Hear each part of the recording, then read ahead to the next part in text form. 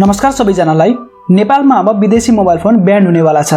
साउन 1 गतेदेखि लागू हुने गरी अब विदेशबाट ल्याएको मोबाइल फोनहरू नेपालमा ब्यान हुने भएको छ र विदेशबाट ल्याएको मोबाइल मात्र होइन, तपाईहरुले नेपालमै किन्नु भएको मोबाइल पनि ब्यान हुन सक्छ। यो कुराको सम्पूर्ण जानकारी म यस भिडियोमा दिन गइरहेको छु, त्यसैले यो भिडियो अन्तिमसम्म हेरेर साथ दिनु होला है।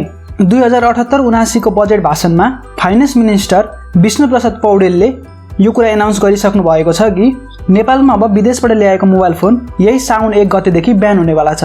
यो किन भइरहेको छ भने अहिले चाहिँ नेपालमा इल्लिगली मोबाइल फोनहरू भित्रिरहेको छ। यो कुरालाई रोक्नको लागि चाहिँ फाइनान्स मिनिस्ट्रीले यो कदम उठाएको हो। यसको कम्प्लिट प्रोसेस म तपाईलाई जानकारी दिन गइरहेको छु। त्योभन्दा अगाडि यो सिस्टमलाई चाहिँ के भनिन्छ त्यो बारेमा जानौँ। यो सिस्टमको नाम चाहिँ रहेको छ मोबाइल डिभाइस म्यानेजमेन्ट सिस्टम, त्यो भनेको MDMS। यो कुरा चाहिँ 2016 AD मा आइसकेको थियो र 2017 AD देखि चाहिँ विदेशबाट ल्याएको मोबाइल फोनहरू ब्यान हुने कुरा भएको थियो। तर यो बारे मान्छेहरूलाई त्यति नलेज थिएन, त्यसले गर्दाखेरि सरकारले यो कुरा पनि इम्प्लिमेन्ट गरेन। तर अब चाहिँ के भएको छ भने 2078 साल साउन 1 गतेदेखि चाहिँ अब विदेशबाट ल्याएको मोबाइल फोनहरू नेपालमा चल्दैन। तपाईले अरु सबै कुरा चलाउन सक्नुहुन्छ, जस्तो वाइफाई जोडेर तपाईले फेसबुकहरु चलाउन सक्नुभयो, जति पनि कुरा छ मोबाइलमा फंक्सनहरु त सबै चलाउन सक्नुहुन्छ। तर तपाईले यसमा सिम कार्ड युज गर्न सक्नुहुन्न। त्यसको लागि चाहिँ तपाईले आफ्नो मोबाइल फोनलाई नेपाल टेलिकम्युनिकेशन अथोरिटीमा साउन 1 भन्दा अगाडिसम्म दर्ता गरिसक्नु पर्ने छ। तपाईले मोबाइल चाहिँ नेपालबाटै किन्नु भएको छ भने पनि त्यो कुरालाई तपाईले दर्ता गर्नुपर्ने हुन्छ, किनभने सबै मोबाइल फोन चाहिँ अफिसियल डिस्ट्रिब्युटरबाट किनेको नहुन सक्छ र त्यो मोबाइल फोन तपाईहरुको NTA मा दर्ता नभएको हुन सक्छ। यदि तपाईले नेपालमै किनेको फोन पनि NTA मा दर्ता भएको छैन भने पनि तपाईको मोबाइल फोन ब्लक हुन्छ। तपाईले त्यसमा कुनै पनि सिम कार्ड युज गर्न सक्नुहुन्न। अब तपाईले त्यो मोबाइल फोन कसरी दर्ता गर्ने त्यसको प्रोसेसको बारेमा कुरा गरौँ। तपाईले यहाँ एउटा आर्टिकल हेर्न सक्नुहुन्छ। यो गेजेट बाइटी को वेबसाइटमा राखिएको एउटा आर्टिकल हेर्न सक्नुहुन्छ। तपाईले mobile device management system MDMS to go live from साउन 1 भनेको छ। यो भनेको साउन 1 गतेदेखि चाहिँ यो सिस्टम लागू हुन आँटेको छ नेपालमा। अब तपाईले यहाँ मुनिपटि हेर्न सक्नुहुन्छ, यो 2078-79 को बजेट भाषणमा यो कुरा भनिएको थियो भनेर भनेको छ। त्यसपछि तपाईले मुनिपटि हेर्न सक्नुहुन्छ, यसको प्रोसेसको बारेमा पनि जानकारी दिएको छ। तपाईले यहाँ हेर्न सक्नुहुन्छ register your handsets IMEI at NTA भनेर लेखेको छ। अब तपाईले यसको प्रोसेसको बारेमा कम्प्लिट जानकारी चाहिन्छ भने चाहिँ मैले अलरेडी एउटा भिडियो बनाएर तपाईले कसरी आफ्नो मोबाइल फोनलाई नेपाल टेलिकम्युनिकेशन अथोरिटीमा दर्ता गर्न सक्नुहुन्छ त्यसको बारेमा सम्पूर्ण जानकारी दिएर र तपाईलाई दर्ता गरेर देखाएको एउटा भिडियो बनाएको छु।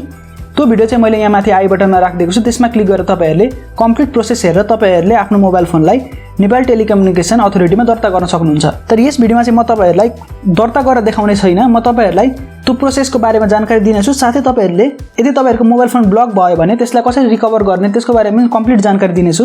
सबैभन्दा सुरुमा चाहिँ म तपाईलाई दर्ताको प्रोसेस अलिकति जानकारी दिन गइरहेको छु। दर्ता गर्नको लागि चाहिँ तपाईले यहाँ हेर्न सक्नुहुन्छ, यहाँ क्लिक हियर भनेको छ, यसमा म क्लिक गरेर तपाईलाई देखाउँछु। ओके, यो लिंक चाहिँ म मुनि भिडियोको डिस्क्रिप्सनमा राखिदिन्छु। त्यो लिंकमा क्लिक गरेर तपाईहरु यो वेबसाइटमा आउन सक्नुहुन्छ। यहाँबाट तपाईले यो फर्म फिल गरेर चाहिँ आफ्नो मोबाइल NTA मा दर्ता गर्न सक्नुहुन्छ। यो फर्म फिल गरेको सम्पूर्ण प्रोसेस मैले तपाईहरुलाई देखाएर एउटा भिडियो बनाएको छु। त्यो भिडियो हेरेर तपाईहरुले यो फर्म फिल गर्न सक्नुहुन्छ। मैले यो भिडियोको डिस्क्रिप्सनमा पनि त्यसको लिंक राखिदिएको छु, त्यसमा क्लिक गरेर तपाईहरुले यो फर्म फिल गर्न सक्नुहुन्छ। तपाईले त्यो फर्म फिल गर्नुभन्दा अगाडि चाहिँ तपाईहरुको मोबाइल NTA मा दर्ता भएको छ कि छैन भनेर जान्नुपर्ने हुन्छ। त्यसको लागि चाहिँ तपाईहरु यो वेबसाइटमा जानु होला। यो NTA कै वेबसाइट रहेको छ। म यसको लिंक पनि मुनिपटि भिडियोको डिस्क्रिप्सनमा राखिदिने छु। त्यसमा क्लिक गरेर तपाईहरुले यसमा जानु होला। अब तपाईले यहाँ आफ्नो मोबाइलको IMEI नम्बर यहाँ राख्नुपर्ने हुन्छ। तपाईलाई आफ्नो मोबाइलको IMEI नम्बर थाहा छैन भने चाहिँ तपाईले आफ्नो मोबाइलको सेटिङमा जानु होला। सेटिङमा गइसकेपछि अलिकति मुनि गएपछि तपाईले अबाउट फोन भन्ने अप्सन भेटाउनुहुन्छ। त्यो अबाउट फोन भन्ने अप्सनमा गइसकेपछि तिनीहरु तपाईहरुको मोडल नम्बर, सिरियल नम्बर र IMEI नम्बरहरु दिएको हुन्छ। त्यो IMEI नम्बर यहाँ तपाईले हाल्नुपर्ने हुन्छ र त्यो हालिसकेपछि तपाईहरुले सिम्पली यहाँ सबमिटमा क्लिक गर्नु होला। यो सबमिटमा क्लिक गरिसकेपछि तपाईहरुको मोबाइल दर्ता भएको छ नि या दर्ता भएको भनेर आउँछ। तपाईको मोबाइल दर्ता भएको छैन भने नट रजिस्टर भनेर आउँछ है। अब नट रजिस्टर भनेपछि तपाईहरुले त्यो अहिलेको फर्मलाई फिल गर्नुपर्ने हुन्छ। मैले अगाडि नै भनिसके, एउटा छुट्टै भिडियो बनाएर मैले तपाईहरुलाई त्यो फर्म फिल गरेर देखाएको छु। त्यो भिडियोको लिंक चाहिँ मैले मुनि भिडियोको डिस्क्रिप्सनमा राखिदिएको छु। त्यसमा क्लिक गरेर तपाईले त्यो भिडियो हेरेर यो फर्मलाई सजिलै फिल गर्न सक्नुहुन्छ। अब कुरा आउँछ साउन 1 गतेपछि यदि तपाईहरुले मोबाइल विदेशबाट ल्याउनु भयो भने चाहिँ के गर्ने। अब विदेशबाट मोबाइलै नल्याउने हो त, कसैले तपाईहरुलाई अब गिफ्टहरु पठाउन सक्छ विदेशबाट मोबाइलहरु हैन। अब त्यो मोबाइल चाहिँ के गर्ने। त्यसको लागि चाहिँ यदि कसैले तपाईहरुलाई मोबाइल पठाएको छ अथवा तपाईहरुले आफै विदेशबाट मोबाइल ल्याउनु भएको छ भने चाहिँ तपाईले त्यसको लागि चाहिँ अब नेपाल टेलिकम्युनिकेशन अथोरिटीमै गएर आफ्नो मोबाइल फोनलाई दर्ता गर्न सक्नुहुन्छ। तर त्यसको लागि चाहिँ थोरै पैसा पे गर्नुपर्ने हुन्छ तपाईले। तर यसको प्रोसेस चाहिँ अहिलेसम्म बनाइसकेको छैन। सायद साउन 1 गतेपछि चाहिँ यो प्रोसेसहरु बनाइनेछ। तर त्यो कुरा पनि अलिकति जानकारीमा आएको छ कि साउन 1 गतेपछिदेखि यदि मोबाइलहरु तपाईले भित्राउनु भयो भने विदेशबाट तपाईले अलिकति पैसा पे गरेर त्यो फोनलाई नेपाल टेलिकम्युनिकेशन अथोरिटीमा दर्ता गर्न सक्नुहुन्छ। यदि त्यो मोबाइल फोन चाहिँ अफिसियल डिस्ट्रिब्युटरबाट भित्रिएको हो भने मात्र तपाईहरुले त्यसरी दर्ता गर्न सक्नुहुन्छ। यदि त्यो इल्लिगल च्यानलबाट भित्रिएको हो भने चाहिँ तपाईले त्यो दर्ता गर्न सक्नुहुन्न। आशा चाहिँ भिडियो तपाईहरुलाई मन पर्यो होला। यो भिडियो मन पर्यो भने भिडियोलाई लाइक गर्नु होला, च्यानललाई सब्स्क्राइब गर्नुहोला र अरू केही प्रतिक्रिया भए मुनि कमेन्ट गर्न नबिर्सिनुहोला। म भेट्छु तपाईहरुलाई अर्को भिडियोमा।